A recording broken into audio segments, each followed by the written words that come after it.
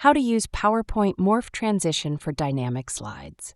Hey guys, in today's video, I'm going to show you how to create this beautiful PowerPoint slide in just a couple of minutes.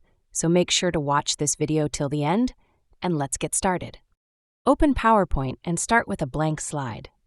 Click on Insert and choose Pictures, then select this device to add any image you like. Hold the Control key and drag the picture from the corners to make it full screen.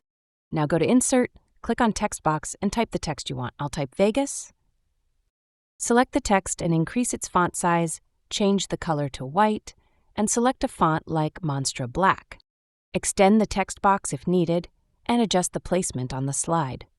Duplicate the slide by right-clicking on it and selecting Duplicate Slide.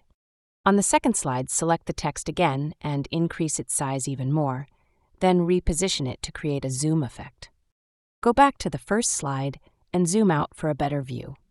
Click on the picture, hold Control, and enlarge it to create a dramatic zoomed-in look. Adjust and center it until it looks right. Drag the text slightly to the side so the morph animation has room to move. Select both slides, go to Transitions, and choose Morph to apply the animation. And just like that, your beautiful animated PowerPoint slide is ready. That's all for the video.